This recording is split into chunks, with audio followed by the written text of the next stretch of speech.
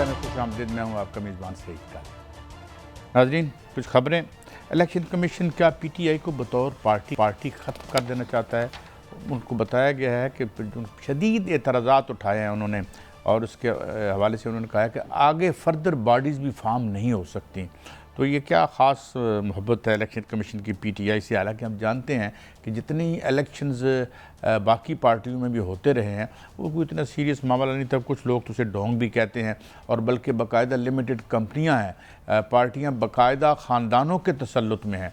अब देख सकते हैं कि जब आज भी हमारा जो ऑफिस देखें, PM साहब मोहतरम देख लें, डिप्टी PM साहब देख लें, इसके अलावा जो इरसाल फैमिली अफेयर है, लेकिन तमाम इस वक्त तवज्जो का मरकज़ जो है वो PTI है। तो क्या वो एग्जिस्ट कर सकेगी या नहीं कर सकेगी। सोशल बेस्ड अलबत्ता जो है उसकी इरोड नहीं हो रही किसी भी तौर पर, बल्कि मैं ये कहूँ तो गलत ना होगा कि उसकी सोशल बेस और बढ़ रही है, और हुकूमत अपने जो काम है उनकी वजह से बहुत अनपॉपुलर हो रही है। उसमें एक जो ताज़ा तरीन काम हुआ है वो 300 अरब रुपए की गंदम जो इम्पोर्ट की है, जो हमें आज साबिक़ प्राइम मिनिस्टर साहब को मैं देख रहा था, तो एक हमारे दोस्त रऊफ़ क्लासर साहब के प्रोग्राम में वो जस्टिफाई कर रहे थे कि ये बड़ा अच्छा काम किया, और ये जो फ्री मार्केट के ज़रिए असूल है उनके तहत ये सब कुछ हुआ है।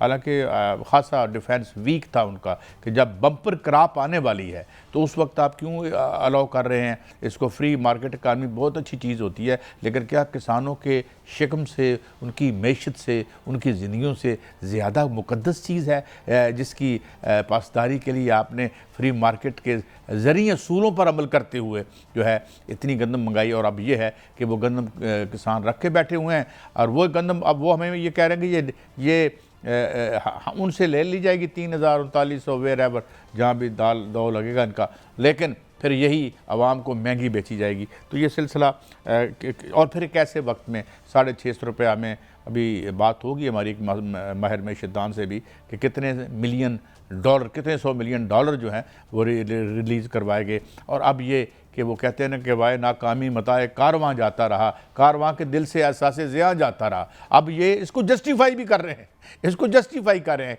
कि बम्पर क्रॉप आ रही थी और उस वक्त इजाज़त दे दी, और 7 दिन में मौज़ाना तौर पर वो यहाँ पहुँच भी गया।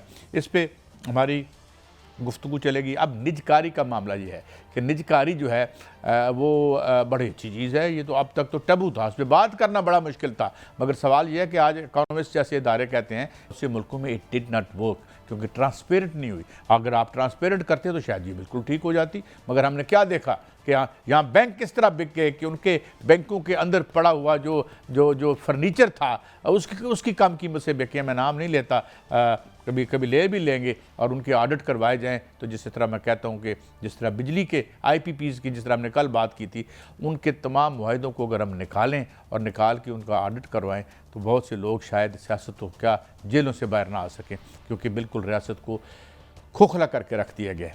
इस पर भी हम थोड़ी सी बात करेंगे। इसके बाद अभी हमें एक और खुशखबरी सुनाई गई है, और वो अभी हमारे जो वज़ीर कानून हैं उन्होंने, हालांकि उनका बराह रास्त तो इससे ताल्लुक़ नहीं है, मगर प्रेस कॉन्फ्रेंस में वो मौजूद थे, और उनका कहना था कि नून लीग बड़ा मुश्किल एक मुआहिदा किया हमने IMF से और वर्ल्ड बैंक से। इस पर हम बात करेंगे। हमारे साथ मौजूद होंगे डॉक्टर फ़ारूक सलीम, इसके उनका भी नुक्ता नज़र हम लेंगे। मगर सवाल ये है कि ये जो बार बार हम सवाल उठाते हैं, मुश्किल फ़ैसला मेरी बड़ी बात होती है। मुश्किल फ़ैसला कौन सा है भाई? मेरे पेट्रोल की कीमत में आपने इजाफ़ा कर दिया, मेरी बिजली की कीमत में आपने इजाफ़ा कर दिया, अशिया सरफ़ की कीमतों में उस वक्त इजाफ़ा शुरू हो जाता है जब आप पेट्रोल की कीमतों में आप इजाफ़ा करते हैं। तो ये सारा जो ये तो बड़ा आसान फ़ैसला है, आराम से जो है मुँह के अवाम पर स्लैब कर दो। तो ये सिलसिले, इन चीज़ों पे हम बात करेंगे और भी बहुत सी बातें करेंगे। एक ब्रेक है, ब्रेक के बाद हाज़िर होते हैं, तो इन तमाम बुनियादी इश्यूज़ पर सैर हासिल बात करेंगे। हमारे साथ रहिए।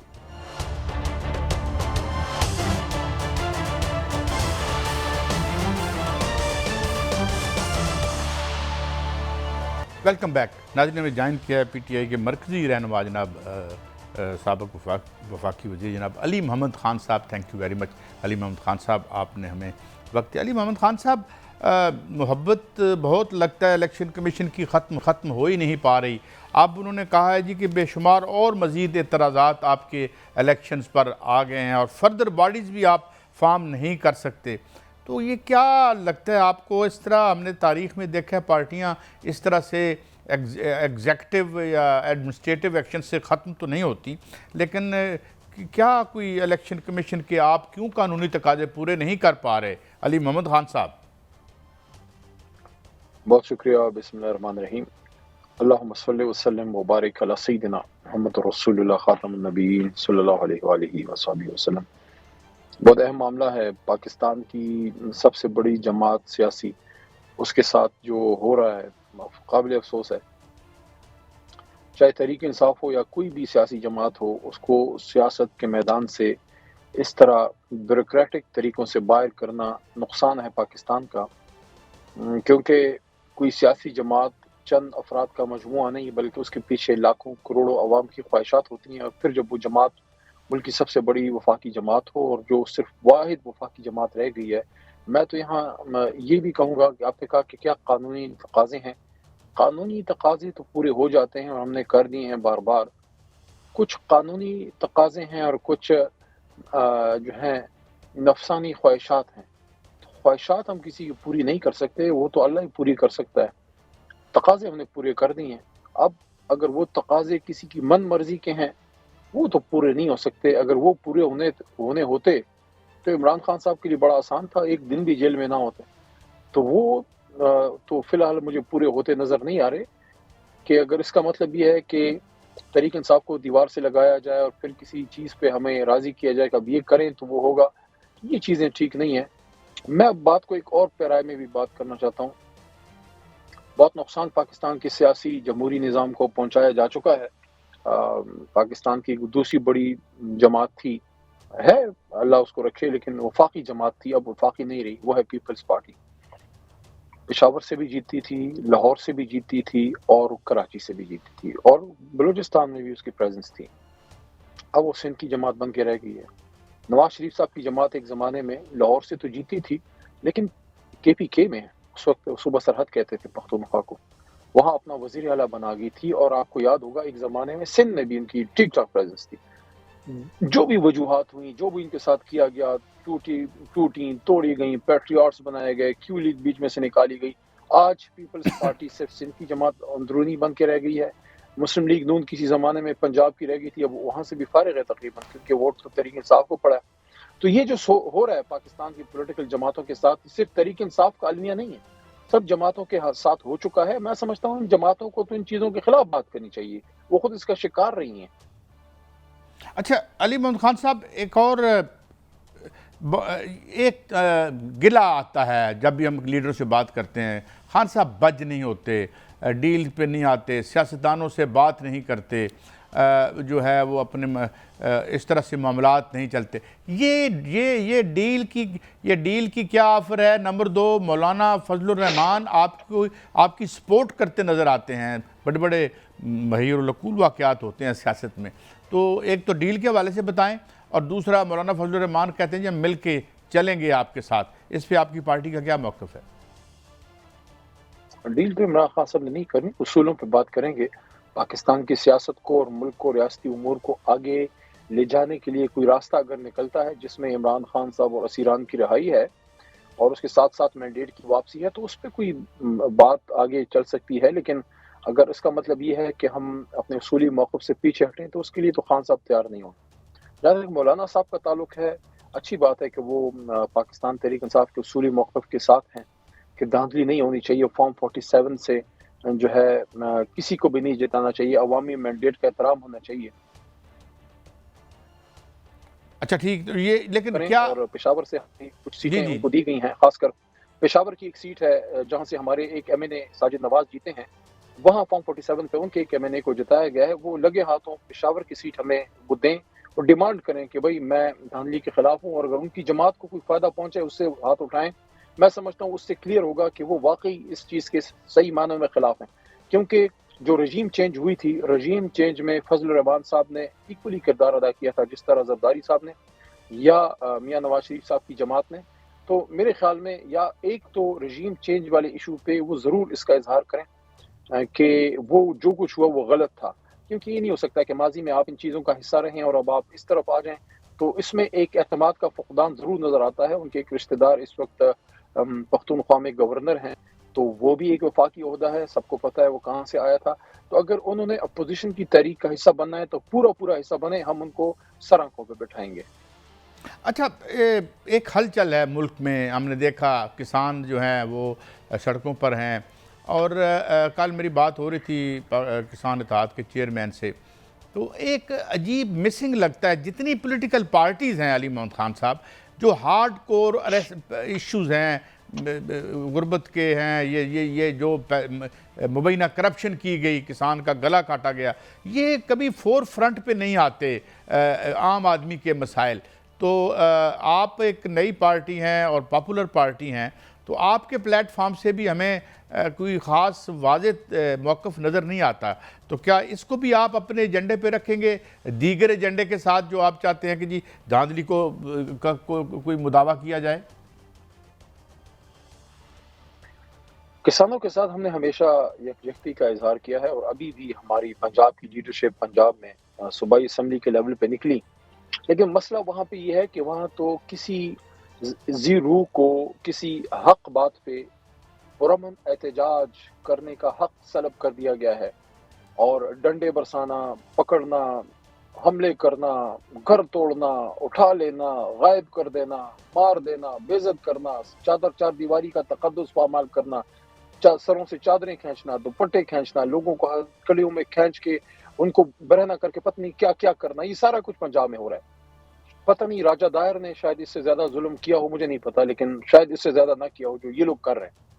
इन हालत में किसी सियासी जमात के लिए, किसानों के लिए भरपूर तरीके से निकलना बहुत मुश्किल बनाया गया है। हालांकि हमारी जमात निकल रही है, बाकी नून लीग है वो तो खुद कर रहे हैं, वो कैसे निकलेंगे। पीपल पार्टी तो हमेशा स्टेटस को का हिस्सा रही है, बस बीच में खाते हैं और साइड पे बैठते हैं। वाहिद उम्मीद तहरीक इंसाफ है। तहरीक इंसाफ के साथ जो किया जा रहा है, जो किया गया है, आपके सामने है। हमने कभी अवामी इशू से पीछे नहीं हटे। और एक बात और, सबसे बड़ा इशू ही मैंडेट का इशू है। ये कोई इमरान खान या अली मोहम्मद या तहरीक इंसाफ के घर की लड़ाई नहीं है। ये वोट जो चुराया गया है, ये 25 करोड़ अवाम का चुराया गया है। आज अगर अवाम के हकीकी तर्जुमान असेंबलियों में बैठे होते, क्या वो ये फैसले करते जो किसानों के साथ हो रहा है? दुरुस्त फरमाया आपने।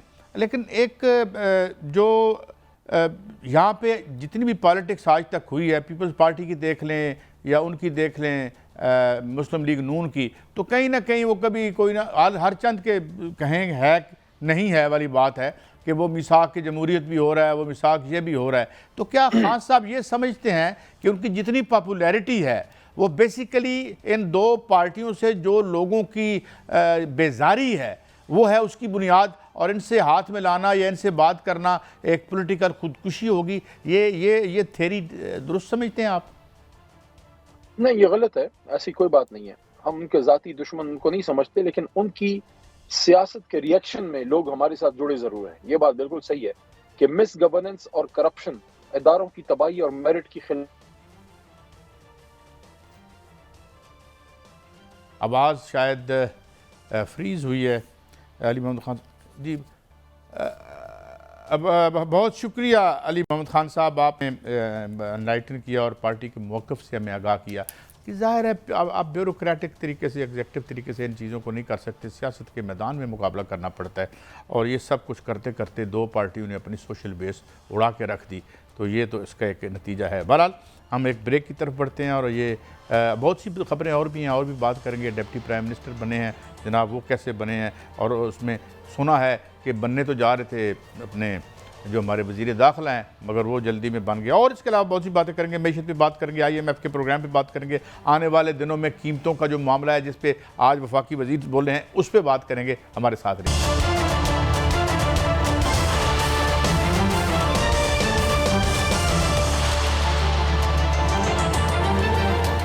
वेलकम बैक नाज़रीन। हमें ज्वाइन किया है वेटरन पॉलिटिशियन जनाब कमर ज़मान कायरा, किसी तारुफ के मोहताज नहीं है। Thank you very much Kaira साहब आपके वक्त के लिए। सर स्ट्रेट अवे आता हूँ सवाल पे। 2-3 सवाल हैं।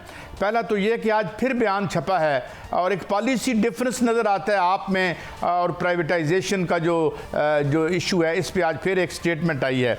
और इसके साथ क्योंकि मज़दूरों की और किसानों की पार्टी रवायती तौर पर हम समझते हैं किसान सरापा एहतजाज हैं, सड़कों पर हैं, 83 अरब रुपए का बल्कि इससे ज़्यादा का एक स्कैम भी आया है। इस पे चूँकि आप एग्जेक्टिव में तो नहीं हैं मगर आपके बुनियादों पर ही ये पार्टी खड़ी है, तो आपका मौक़िफ़ क्या होगा और इन इश्यूज़ को कैसे परस्यू करेंगे आप जनाब कायरा साहब?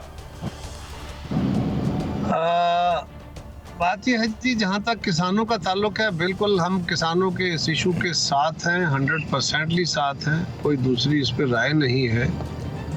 और जो इम्पोर्ट का इशू था वो गलत हुई, सही हुई, क्या हुआ, क्यों की गई, उसको इस वक्त मौजूदा जो किसानों का बहरान है उसके साथ लिंक नहीं करना चाहिए। हम हुकूमत से मुतालबा कर रहे हैं, हुकूमत को परसू कर रहे हैं और बिल्कुल करेंगे और ज़ोरदार तरीके से करेंगे। हमारे MNAs ने, MPs ने असम्बलीज़ के अंदर भी इस पर बात की है कि किसान को बर वक्त उसकी फसल की कीमत मिलना ये इस मुल्क की फूड सिक्योरिटी के लिए बहुत ज़रूरी है, ताकि किसान का नुकसान ना हो और वो अगली फसल ज़्यादा मेहनत और तवज्जो से काश्त करें। वरना काजी साहब होता यह है कि हम दीगर ममालिक को ज़्यादा महंगी फसलों की कीमतें दे के अपने मुल्क के अंदर सब्सिडाइज करके घाटे बर्दाश्त करके वो फसलें अपने लोगों को देते हैं। लिहाजा इसमें तो कोई दूसरी राय नहीं है कि फौरी तौर पे उसकी इन्वेस्टिगेशन करते रहिए, माजी में क्या हुआ, क्यों केयरटेकर गवर्नमेंट में गंदम इम्पोर्ट की गई, लेकिन किसान को हर हाल में उसकी गंदम उठाने का एहतमाम होना चाहिए। और उसके अंदर हुकूमत का अगर नुकसान भी होता है तो वह आवाम का पैसा है, अगर आवाम के लिए खर्च हो जाता है और नुकसान हो जाता है तो भी उसमें कोई हर्ज नहीं होगा।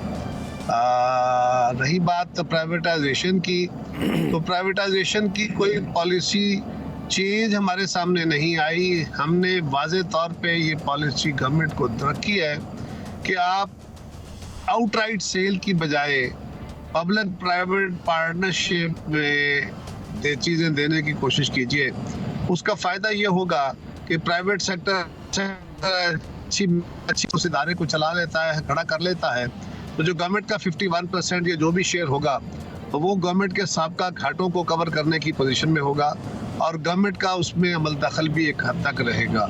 लेकिन उसकी एग्जीक्यूटिव कंट्रोल से गवर्नमेंट निकलेगी तो उसकी कारकर्दगी में अगर बेहतरी आती है तो ये मॉडल ज़्यादा अच्छा है। ये अगर चलता है तो देखिए, अगर ये नहीं चलता तो फिर किसी और तरफ देखेंगे। अब देखते हैं कि हुकूमत इस पर क्या फैसला लेती है। अच्छा कायरा साहब, मैं थोड़ा सा आपके पहले सवाल की तरफ आता हूं जो जिस पे थोड़ी सी रिसर्च हमने की है। बिल्कुल आप ठीक कहते हैं, जब तक कि उसकी इन्वेस्टिगेशन ना हो, हमें यहाँ बड़ी आदत है एक दूसरे पे करप्शन के इल्ज़ामात लगा देने की। मगर हकीकत हाल ये है कि जब गंदम मंगाई गई, एक दो 7 दिन में पहुँच गई, पुरस्कार तौर पर 23 दिन लगते हैं यानी वहाँ से जहाज़ आते हुए, और फिर वो जब सस्ती पहुँची तो जो मिलर्स हैं उन्होंने सस्ती उठा ली और जो किसान ने यहाँ उगाई थी अब वो लेके बैठा हुआ है। तो इसमें कुछ ना कुछ फिशी नजर आता है। इस पे मेरे ख्याल में चूंकि किसान आपकी एक बहुत बड़ी इस पे एक और भी सुन लीजिए। जी सर। एक और भी आपके इल्म में इजाफा करता चलूं, जब पाकिस्तान में गंदम का स्टॉक मौजूद था, एंटिसिपेशन में ये जो तकरीबन 30 लाख टन गंदम मंगवाई गई, पाकिस्तान का जो सरकारी स्टॉक होता है वो 40 लाख टन का होता है, तो ये करीबन 35 लाख टन गंदम जो इंपोर्ट की गई, फोरसी करते हुए कि गंदम की शॉर्टेज है। सवाल ये है कि इसके ऊपर एक तहकीकात होती रही, बिल्कुल करनी चाहिए। जो लोग जिम्मेदार हैं उनको पकड़ना चाहिए। इसलिए जो रेट था वो 4000 था और जो गंदम इंपोर्ट हुई थी वो कोई $200 में इंपोर्ट हुई थी, बल्कि कहते हैं कि $215 में इंपोर्ट हुई। अगर ये बात दुरुस्त है तो इसका मतलब है 2 काम हुए। एक तो हमने गंदम पता नहीं वो किस रेट पे आई थी, लेकिन अगर हमने $270 में एलसीज खोली तो पाकिस्तान जो पहले ही फॉरेन करेंसी के बहरान का शिकार है, आपने करेंसी एक्सपोर्ट कर दी। यानी उन्होंने $270 के बराबर उन्होंने फॉरेन करेंसी गवर्नमेंट से ली पर टन, यानी 35 लाख टन पे, हर टन पे कोई तकरीबन $50 या $55 जो हैं वो हुंडी नहीं हुए बल्कि वो स्मगल हो गए इस जरिए से पाकिस्तान में, जो एक्स्ट्रा दिए गए। जो कीमत है और जो क्यों खरीदी गई है इसके ऊपर बिल्कुल सवाल उठने चाहिए। और फिर ये भी कि कहते हैं जो मिलों वाले हैं वो कहते हैं कि सितंबर के अंदर हुकूमत का जो स्टॉक होता है, जो पासको या सूबाई हुकूमतों के पास होता है, वो सितंबर के महीने में रिलीज होना शुरू हो जाता है। उससे मार्केट स्टेबिलिटी रहती है। जब ये गंदम इंपोर्ट हुई तो उसका स्टॉक अक्टूबर, नवंबर बल्कि दिसंबर में जाके सरकारी स्टॉक जो है वो रिलीज होना शुरू हुआ और उसको रोके रखा गया ताकि इंपोर्टेड गंदम पहले बिक सके। ये भी एक उसका हिस्सा है। तो ये कॉम्प्रिहेंसिव इन्वेस्टिगेशन बिल्कुल होनी चाहिए, लेकिन इस इन्वेस्टिगेशन के बहाने किसान को नहीं मारना चाहिए, बल्कि किसान की सपोर्ट करते हुए उसे उसकी फसल जो है उसका उठाने का सामान करना चाहिए।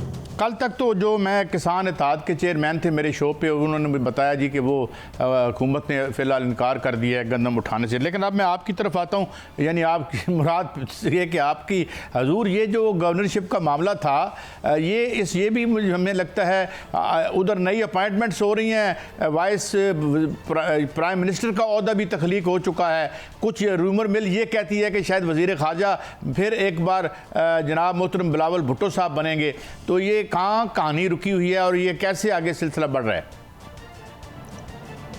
हमारी जमात का हुकूमत के अंदर एग्जेक्टिव अथॉरिटी में शामिल होने का तो कोई ऐसा शायबा मुझे नज़र नहीं आता। ये बहुत दिनों से सवाल उठाया जा रहा है और हम बारहा इसका जवाब दे चुके हैं कि ऐसा कुछ नहीं है कि हम हुकूमत में शामिल हो जा रहे हैं, ना ऐसी कोई तजवीज़ अभी ज़ेर बहस है।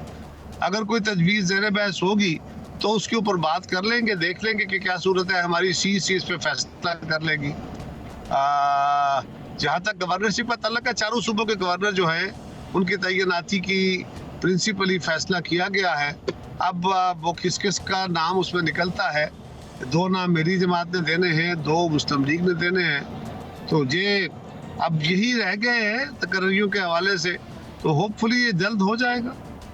अच्छा खैर साहब, हो अब ये आप डील भी हो रही है 6 से 8 बिलियन। आज आज़म नज़ीर तारड़ साहब ने हमें ये कहा है कि हजूर बड़ा मुश्किल वक्त आगे आ रहा है, डील 6 से 8 बिलियन डॉलर की होगी और उसमें हमें कीमतें और बढ़ानी पड़ेंगी। आप तो पुराने पॉलिटिकल वर्कर हैं, लोगों के नब्ज़ पे आपका हाथ है। लोग तो बिल्कुल एक, जिसे आप कह रहे हैं, किनारे पे आए हुए हैं, जो कैफियत है। तो ये आने वाले दिनों में मुझे पॉलिटिकल अनरेस्ट नज़र आ रहा है। उधर मौलाना भी खड़े हैं, वो भी चल पड़े हैं हुकूमत के ख़िलाफ़। How do you see the coming world, कैसे अनफोल्ड करते नज़र आते हैं आपको?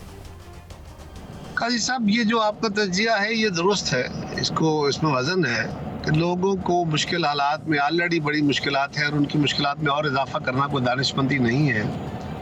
लेकिन आपने दूसरा एंगल इसका ये भी देखना है कि क्या हुकूमत के पास कोई ऐसी स्पेस है कि वो लोगों को फौरी तौर पे वो रिलीफ, कि वो सस्ती अशिया दे सके। सस्ती अशिया देने से मुराद ये है कि अगर तेल, बिजली, गैस वो सस्ता दे, कुछ खाने पीने की अशिया जो है उसके अंदर भी सब्सिडी गवर्नमेंट दे, तो ये सारा कुछ सस्ता करने के लिए हुकूमत अपने पास से पैसा डाले। हुकूमत के पास पैसा है, सब्सिडियां कम करके, बल्कि सब्सिडियां बढ़ा के, कीमतें कम करके आप आलमी इदारों को मुतमईन कर पाएंगे जिनसे कर्ज लेना हमारी मजबूरी है। अगर हम उनको मुतमईन तो फिर हमें कर्ज नहीं मिलेगा तो हम डिफॉल्ट पे चले जाएंगे। तो गवर्नमेंट के पास क्या ऑप्शंस अवेलेबल है, ये देख के सवाल गवर्नमेंट से करने चाहिए और गवर्नमेंट से तवक्को भी करनी चाहिए। सिर्फ ये सवाल रेज करना कि लोगों को आसानियां लोगों को देने के लिए हुकूमत को ये काम करना चाहिए कि हद तक तो इन प्रिंसिपल तो कोई बंदा इनकार नहीं कर सकता। वज़ीर आज़म साहब से पूछेंगे वो भी कहेंगे, वज़ीर खजाना से पूछेंगे वो भी कहेंगे कि चाहिए। लेकिन क्या कर सकते हैं, क्या स्पेस है? अगर नहीं है तो फिर वो काम जो अनपॉपुलर हैं, जो मुश्किल हैं, गवर्नमेंट के लिए मुश्किल क्या होता है, वो फैसला जो आवाम को नाराज करे, जो आवाम के अंदर गम और गुस्से को बढ़ाए। लिहाजा अगर गवर्नमेंट के पास कोई शौक तो नहीं है कैसा हो, अगर गवर्नमेंट के पास कोई और सोर्स है, कोई जरिया है, कोई तरीका है कि वो अशिया की कीमतें या टैक्स बेस को बढ़ा के या बेटर रिकवरीज करके, थेफ्ट रोक के इस अमल को या प्राइवेटाइजेशन करके इस अमल के बगैर वो पाकिस्तान को बहरान से निकाल सकती है, तो गवर्नमेंट को हमें ये राय देनी चाहिए कि भाई ये बेहतर रास्ता है जो आप अडॉप्ट कर रहे हैं वो गलत है। अच्छा कायरा साहब, ये तो आपकी मेरी वैसे भी ऑफ द स्क्रीन भी बात होती रहती है, 17 से 22 बिलियन डॉलर जो है हम देते हैं अपनी इशराफिया को, ये रियासत पालती है, मगर ये मेरा आज का मौजू नहीं है। मेरा अगला सवाल और बड़ा अहम सवाल, आप भी कह रहे हैं, जरदारी साहब भी कह रहे हैं, मुस्लिम लीग नून भी कह रही है ख़त्म करें ये लड़ाई, हाथ मिलाएं आप खान साहब से। Is there any substance in it, या ये सिर्फ मीर टॉक है, या इख्तियार भी है हमारी पॉलिटिकल एलीट के पास इसकी रेजोल्यूशन का, ये जो कॉन्फ्लिक्ट है? दो तीन बातें हैं काजी साहब। पहली बात तो ये है कि जमहूरियत में डायलॉग बहुत ज़रूरी है और डायलॉग होना चाहिए। डायलॉग ही डेडलॉक पैदा होने से रोकता है और डेडलॉक डिरेलमेंट की तरफ जाता है, लिहाजा ये डेमोक्रेसी का बेहतर हथियार है। मेरी जमात जब खान साहब हुकूमत में थे तब भी, जब वो हुकूमत में नहीं थे तब भी, और इस इलेक्शन के बाद भी हमने तो हमेशा ये कोशिश की है कि डायलॉग हो, बैठ के रास्ता पैदा किया जाए। लेकिन और मुस्लिम लीग भी कोशिश कर रही है, लेकिन इस अमल को मुसलसल कौन है जो नज़रअंदाज कर रहा है, कौन है जो सैबोटाज कर रहा है? वो इमरान खान साहब हैं।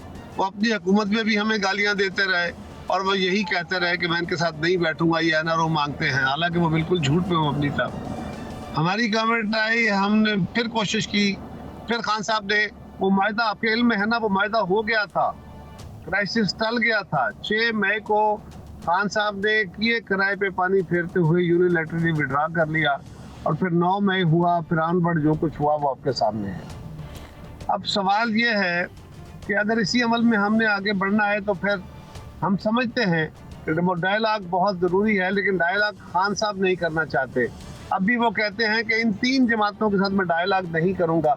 तो ये बात तो पहले तय करें कि कौन डायलॉग नहीं कर रहा, रहा सवाल ये, और उसको उससे पूछे कि वो क्यों नहीं कर रहा, उसके पास क्या है जो इस घुमंड में है कि मैं ही सारा कुछ हूँ, मैं ही अक्लमंद हूँ, मैं ही लायक हूँ और मैं मसाइल का हल निकाल लूँगा, वो क्यों ये कह रहा है?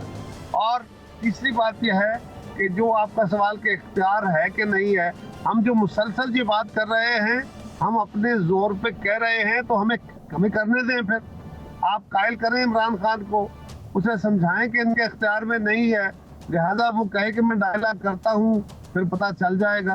बिल्कुल इख्तियार है, कोई आपको इदारा रोक नहीं रहा, कोई आपको मना नहीं कर रहा। चीज़ें स्ट्रीमलाइन करके बेहतरी की तरफ ले जाना, स्टेबलाइजेशन करना हर एक की ज़रूरत है, हर एक इसको समझता है। कौन है जो इस बात को नहीं मानेगा? कमर ज़मान कायरा साहब, thank you very much, valuable contribution हमारे साथ मौजूद थे कायरा साहब। लेकिन ये एक सवाल रह गया है तशनाइश, ये फिर भी हम कभी पूछेंगे, आखिर खान साहब की क्या मोटिवेशन है, क्यों वो क्या है, क्या चीज़ है कि वो बज नहीं कर रहे, हिल नहीं रहे? जो खबरें आती हैं वो ये कहते हैं कि नहीं बात नहीं होगी, तो ये इसे हम क्या उनका इस्तक़लाल कहें या उसको क्या मनफी समझें या पॉजिटिव? इस पर यही ब्रेक लेते हैं, ब्रेक बताते हैं, बहुत सी अहम स्टोरीज़ और हैं, उन पर बात करेंगे, हमारे साथ रहिए।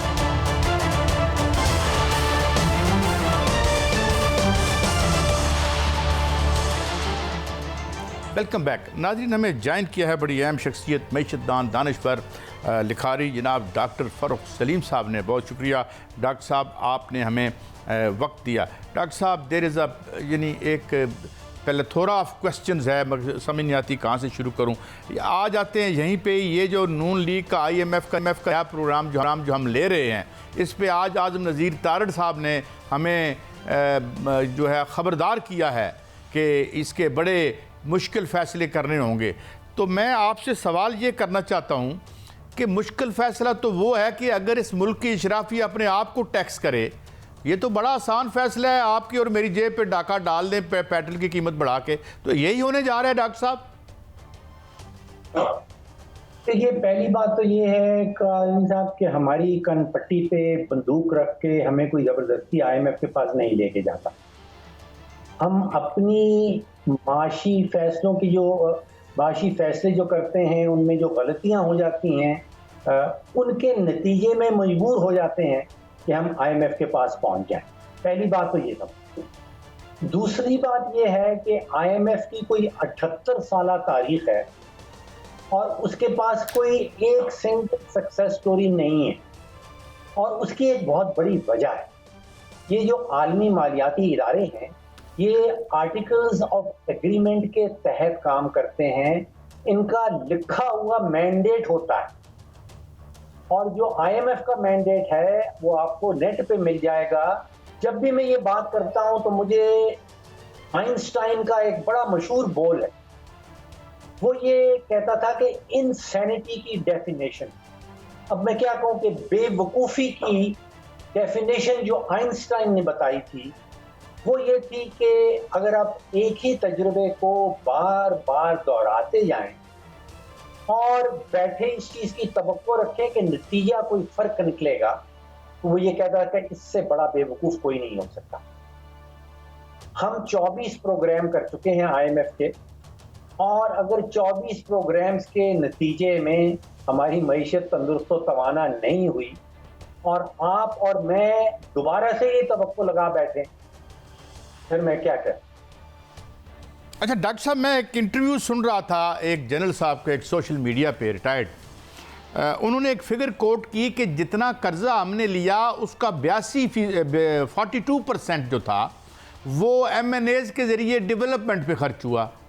एक तो क्या do you buy this figure, number 1। Number 2, मैं फिर वही सवाल दोहराऊंगा, ये बिल्कुल ठीक है कि हम जाते हैं, हमें बुलाया नहीं जाता, हम खुद बैगिंग बाउल लेके जाते हैं या अपनी गलतियों की वजह से जाते हैं, मगर जब ये हमारे सियासतदान हमें कहते हैं हमें मुश्किल फैसले करने पड़ेंगे। अभी कल मैं एक खबर सुन रहा था कि एक नए जो अपॉइंटमेंट हुई है उन्होंने V8 मांगी है गाड़ी, तो वो ये तो बड़ा आसान फैसला है कि हमारे ऊपर, अपने ऊपर ये टैक्स नहीं लगाते। $22 बिलियन में UNDP के मुताबिक हमें ये इशराफिया पड़ती है। Why don't they tighten their own belt instead of slapping और passing on all the burden to the masses? Qazi साहब मजाहिया सवाल कर रहे हैं कि ये अपने ऊपर टैक्स की जैसे टैक्स की बात आती है तो मुझे एक और बड़ा नाम याद आता है तारीख का, और वो नाम है रॉबिन हुड का। जी जी। रॉबिन हुड के मुतालिक ये कहा जाता था कि वो अमीरों से पैसा छीनता है और गरीबों की जेबों में डाल देता है। जो पाकिस्तान का बुनियादी माशी मॉडल है वो रिवर्स रॉबिन हुड का है। रिवर्स रॉबिन हुड में क्या करना, जो आप जिस सवाल की तरफ इशारा कर रहे थे, जो सवाल का जवाब जानना चाह रहे थे, वो इसके अंदर छुपा हुआ है। मैं आपको अगर एक प्रैक्टिकल एग्जांपल आपके सामने रखूं, आपको याद है कि पिछले हफ्ते वो खबर गर्म रही कि सोलर पैनल्स वालों के ऊपर टैक्स लगाना है। जी जी। अब आप सोचिए कि इस मुल्क के अंदर 4 करोड़ बिजली के सार्फिन हैं जिनके घर वॉपदा का बिजली का मीटर लगा है, और 42 मैंने गिने 42 इंडिपेंडेंट पावर प्रोड्यूसर्स हैं।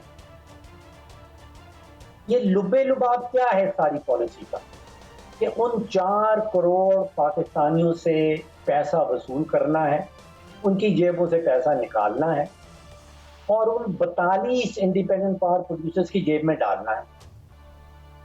तो ये तो पिछले 40-50 साल से मेरी उम्र तो पूरी गुजर गई इसी मॉडल के अंदर। अच्छा डॉक्टर साहब, अभी आपने गंदम की बात की, आजकल बहुत शोर है, किसान सड़कों पर हैं, गिरफ्तार हो रहे हैं। कल भी मेरे प्रोग्राम में आए हुए थे। एक गंदम अननेसेसरीली रिपोर्टेडली जो है उसको इंपोर्ट करके अंदर के जो उन किसान थे अब वो रो रहे हैं, उनकी गंदम उठाने वाला कोई नहीं है, और वो कहते हैं कि हमारी कास्ट ऑफ प्रोडक्शन भी पूरी नहीं हो रही। तो ये कोई एटीट्यूड में चेंज तो नज़र नहीं आ रही हमारी इशराफिया के, और वो सबक जो आप कहते हैं हमें सीखना चाहिए। तो इस इशू पे क्या कहेंगे आप कि हर चीज़ माफिया के लिए एक बिजनेस प्रपोजिशन है? जो सवाल आपने पूछा उसमें आपको रॉबिन हुड याद आया या नहीं? Reverse robin hood, reverse robin hood याद आता है लेकिन जी प्लीज़ बात करें। 7.5 करोड़ की लेबर फोर्स है इस मुल्क के अंदर, और उसमें से 50% जो है वो ज़राअत है। आप अंदाज़ा कीजिए कि ये कहानी सितंबर 2023 से जनवरी 2024 कोई $650 मिलियन खजाने से निकाल के हमने इसकी गंदम खरीदी, जबकि पता था कि गंदम की बम्पर क्रॉप आ रही है। इतना सिंपल हल है इस खेल का, और हल ये है कि हुकूमत को गंदम की फसल से बाहर निकालना है। हुकूमत का काम हुक्मरानी करना है, उसका काम गंदम की फसल खरीदना नहीं है, उसका काम गंदम की फसल की सपोर्ट प्राइस फिक्स करना नहीं है। आप यकीन कीजिए कि चीन जैसे मुल्क ने सेंट्रल प्लानिंग को बैन कर दिया था आज से 30 साल पहले। इंडिया के अंदर 2014 में प्लानिंग कमीशन बंद कर दिया गया। वियतनाम में, ताइवान, ये सेंट्रल प्लानिंग फेल हो चुकी है। खुदाया कब सबक सीखेंगे। हमने एक इदारा बना रखा है, उसको हम कहते हैं पास्को। वो गंदम खरीदता है। स्टेट बैंक की आज की बैलेंस शीट खोल के देखें, उसके ऊपर 1000 अरब रुपए का कर्जा उसने ले लिया है। और अगर थोड़ा सा टाइम काजी साहब आपके पास हो तो मैं एक चूहों की कहानी आपके सामने रखना चाहता हूँ। एक हुकूमत का बहुत बड़ा गोदाम जिसमें 5 लाख टन हुकूमत ने गंदम खरीद के रखी। जब बोरियां खोली गई थी तो गंदम गायब थी, और उसका जवाब ये मिला था कि गंदम चूहे खा गए। आप अंदाजा कीजिए, मैंने हिसाब लगाना शुरू किया कि एक चूहा मैक्सिमम 2 ग्राम, अगर बहुत मोटा चूहा है तो 3 ग्राम गंदम रोजाना की खाता है। 5 लाख टन गंदम खाने के लिए 2.5 करोड़ चूहा चाहिए, जो अगले 4 से 5 साल कोई काम ना करे सिवाय गंदम खाने के, तो फिर वो गंदम खत्म हो। तो ये मेरे ख्याल में कोई और किस्म के चूहे थे जो इसको खा गए। अच्छा डॉक्टर साहब, इसमें मैंने कल थोड़े से कंपैरिजन लिया था। आप बिल्कुल ठीक कहते हैं, सेंट्रल प्लानिंग नहीं होनी चाहिए, मगर मुझे एक किसान रहनुमा ने बताया कि वहाँ गालबन 400 रुपया की मिल रही है खाद, इधर 5500 की मिल रही है। उधर बिजली फ्री दी हुई है उन्होंने और सब्सिडी देते हैं उनको। वहाँ पे जो है वो सीड्स भी सब्सिडाइज्ड हैं, वहाँ पे और भी बहुत कुछ है। और यहाँ तो ये यानी बोदुल मशरिकैन लगता है अगर हम इधर का किसान और इंडिया के किसान को कंपेयर करें, और फिर उनकी प्रोड्यूस 60 बनती है एकड़ में और हमारी 30 है। तो ये भी तो ठीक है। अगर इसको हमने मार्केट में छोड़ना है तो मार्केट भी तो कोई इंसान बने ना, यहाँ पर भी तो कार्टेल बैठे हुए हैं। देखिए मामला ये है कि मैं 3 फसलें आपके सामने रख देता हूं, मेजर फसलें, गंदम, गन्ना और चावल। गंदम में हुकूमत मुदाखलत करती है, सपोर्ट प्राइस करती है। हर साल गंदम के साथ मेजर इशू आता है। गन्ने के साथ हुकूमत प्राइस फिक्स करती है, हुकूमत लाइसेंस देती है, किसने शुगर मिल लगानी है, किसने नहीं लगानी। हर साल चीनी के साथ प्रॉब्लम रहती है। एक फसल ऐसी है जो चावल की है, उसमें हुकूमत का कोई लेना देना नहीं। आपको पता है कि इस साल कोई $3.5 अरब के चावल पाकिस्तान एक्सपोर्ट करेगा। कभी मुझे आप याद दिला दें कि पाकिस्तान के अंदर मैंने कंप्लेन की हो कि चावल की किल्लत हो गई है पाकिस्तान के अंदर। कभी मैंने ये कंप्लेन की हो कि चावल की कीमत तो आसमान से बातें कर रही। तो फर्क तो साफ जाहिर है।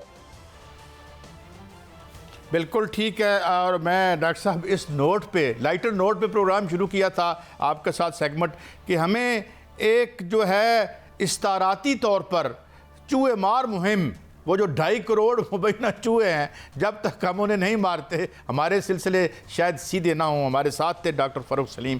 Thank you for your very valuable contribution doctor साहब। तो ये सिलसिला है, ये वो चूहे हैं जो हमें ज़िंदा नहीं रहने देते। ये एक लाइटर नोट पे था मगर बात बड़ी संजीदा है। ये था हमारा आज का शो। अगले हफ्ते फिर मिलेंगे। अल्लाह हाफिज़।